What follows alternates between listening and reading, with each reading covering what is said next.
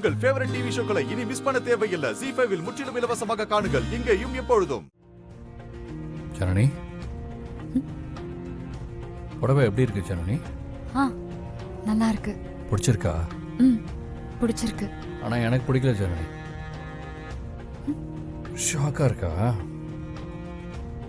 வீட்டில் இருக்கிறவங்க யாருக்கும் நம்ம மேல சந்தேகம் வரக்கூடாதுன்னு தான் நான் உனக்கு இந்த புடவை எடுத்து கொடுத்தேன். ஆனா உண்மையிலேயே உனக்கு என்ன பிடிக்கும் என்ன பிடிக்காதுன்னு எதுவுமே எனக்கு தெரியாது. ஆனா உன்னை பத்தி எனக்கு நல்லா தெரியும். அவங்க எல்லாரும் முன்னாடி நான் அப்படி பேசினதுக்கு காரணமே அம்மா. உன்னை எங்க வீட்டு ஆளுங்களுக்கு முன்னாடி விட்டு கொடுக்கூடாது அப்படின்னு சொல்லியிருக்காங்க. நீ யாரோ ஒருத்தியா எனக்கு தெரியறப்போ நான் உனக்கு தெரிஞ்ச மாதிரி நடிக்க வேண்டியதா இருக்கு. இந்த ரூம்ல நீ என் கூட தான் இருக்க, ஆனா யாரோ ஒரு மூணாவது மனுஷியா தான் உன்னை பார்த்துட்டு இருக்கேன். திரும்ப திரும்ப இதை பத்தி யோசிச்சுக்கிட்டே இருக்கும்போது பைத்தியம் பிடிக்கிற மாதிரியே இருக்கு. ஜனனி, நான் என்ன சொல்ல வரேன்னு உனக்கு புரியுதா? புரியுது. உனக்கு புரியல ஜனனி.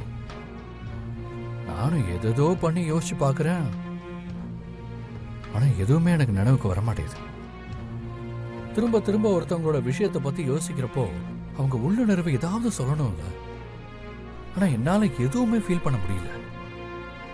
என்னதான் எனக்கு பழசெல்லாம் மறந்து போயிருந்தாலும் உன் கண்ணை பார்க்கறப்ப எனக்கு ஏதாவது தோணும்ல.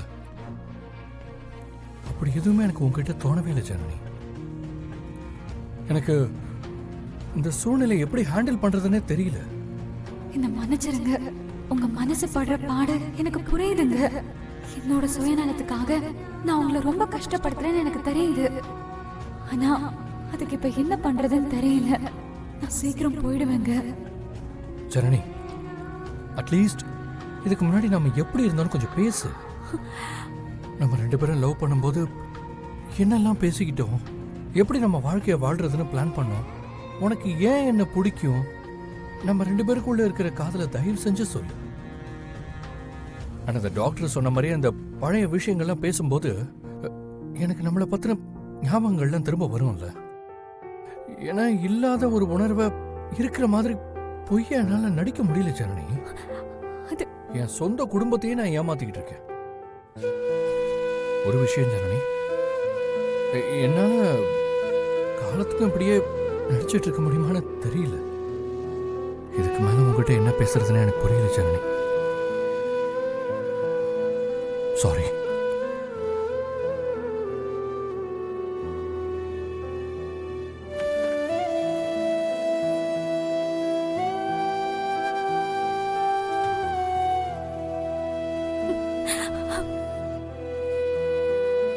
பண்ணிட்டு இருக்கேன்.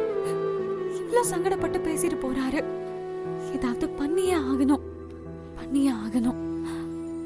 அன்னைக்கு போலீஸ் ஸ்டேஷன்ல இருந்து எடுத்துட்டு வந்த ஜனனியோட சூட்கேஸ்ல ஏதாவது இருக்கலான்னு லாக் ஓபன் பண்ண ட்ரை பண்ணியும் பண்ண முடியல. இப்ப எனக்கு இருக்கிற ஒரே நம்பிக்கை அந்த சூட்கேஸ் மட்டும்தான். கண்டிப்பா அவங்க ரெண்டு பேரும் சம்மந்தப்பட்ட ஏதாவது ஒரு விஷயம் அந்த சூட்கேஸ்ல இருக்கும்.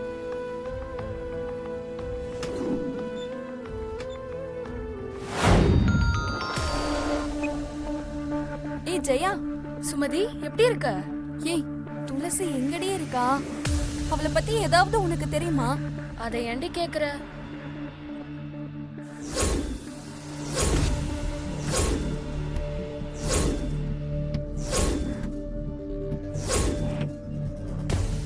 இவ்ளோ விஷயம் நடந்திருக்கு. என்கிட்ட ஏன் ஜெயா நீ இதை ஒரு வாட்டி கூட சொல்லல? நீ என்ன நம்பலல்ல? சாச்சா, துளசியால உனக்கு எந்த பிரச்சனையும் வந்துடக்கூடாதுன்னு துளசி தான் சொல்ல வேண்டாம்னு சொன்னாடி. அதை விடு ஜெயா. நீ உடனே துளசிக்கு சேது அவளை தேடி வர விஷயத்த சொல்லியே ஆகணும். என்னடி சொல்ற? துளசி அந்த வீட்டு அம்மாவோட போன் நம்பர்ல இருந்தா என்கிட்டயே பேசுவா. அந்த நம்பர் யார்கிட்ட இருக்குன்னு தெரியலையே. நீ எதுக்கும் துளசிக்கு ட்ரை பண்ணி பாரு. அப்படி கிடைக்கலனா நான் ஒரு நம்பர் அனுப்புறேன், அதுக்கு பேசி பாரு. சரி ஜெயா, இந்த தடவை அவன் கிட்ட துளசி மாட்டினா அவ்வளவுதான் ஜெயா. துளசியை எப்படியாவது நம்ம காப்பாத்தணும். ஆமா சுமதி, நானும் சீக்கிரம் வந்துருவேன். அதுக்கப்புறம் பிரச்சனையே இல்ல. சரி ஜெயா, நான் உன்கிட்ட அப்புறமா பேசுறேன். ஓகே.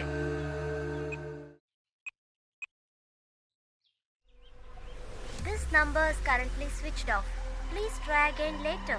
ஐயோ ச்சே மறுபடியும் ஸ்விட்ச் ஆஃப் பண்ணி தான் வருது. ஜெயா நம்பர் அனுப்பியிருக்கா. அந்த நம்பருக்கு கூப்பிட்டு பார்க்கலாம்.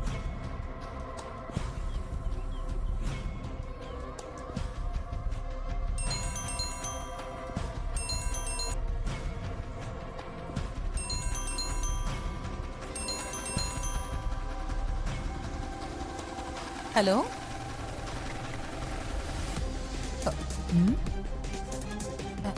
இது யார் நம்பரு? ஏதோ புது நம்பரா இருக்கு.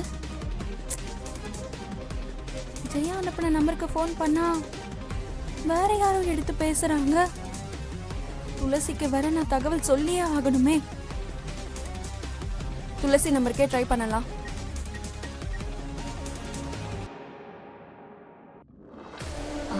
அண்ணே என்னோட காலேஜ் சர்டிபிகேட்ஸ் எல்லாம் யூனிவர்சிட்டி சைட்ல இருந்து பிரிண்ட் அவுட் எடுக்கணும்.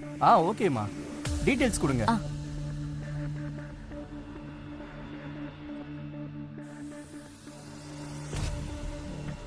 ஆதாரோட கனெக்ட் ஆயிருக்கிற ஃபோன் நம்பர் உங்ககிட்ட இருக்காமா?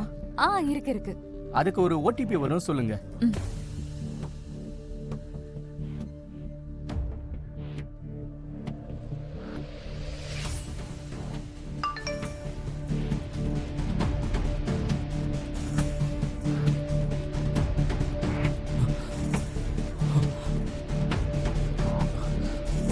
துளசி ஃபோன் ஆன் ஆயிருக்க. உடனே கால் பண்ணி அவளோட லைவ் லொகேஷன் வாங்கிட்டா அவளை கோழி அமுக்கிற மாதிரி அமுக்கிடலாம். டேய் சொல்றா. டேய் மச்சான், துளசியோட ஃபோன் நம்பர் மறுபடியும் சுவிட்ச் ஆன் ஆயிருக்குடா. நீ இப்போ உடனே அந்த நம்பர் எங்க இருக்குன்னு பார்த்துட்டு அப்படியே அந்த லைவ் லொகேஷனை எனக்கு அனுப்பிடு. இன்னைக்கு நான் அவளை கண்டுபிடிக்காம விட மாட்டேன்டா. சரிடா, ஒரு 10 நிமிஷம் டைம் கொடு. நான் உடனே உங்களுக்கு லைவ் லொகேஷன் அனுப்பி வைக்கிறேன். கொஞ்சம் சீக்கிரமா பாருடா. அவ இங்க எங்கேயோ தான் இருக்கா. அனுப்புறேன்டா, அனுப்புறேன்.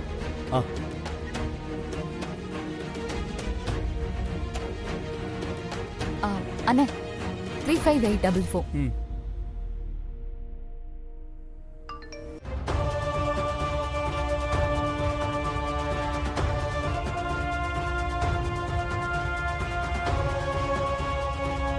டேய் இங்க வாங்கடா. என்னண்ணே? டேய் முதல்ல எல்லாரும் வண்டியில ஏறுங்கடா. என் பொண்டாட்டி இருக்கிற இடம் தெரிஞ்சிருச்சு. டேய், சீக்கிரம் போங்க.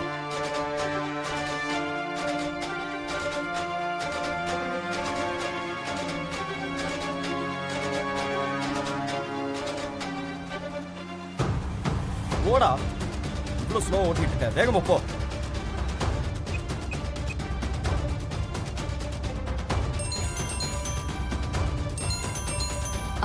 அண்ணே ஒரே ஒரு நிமிஷம்.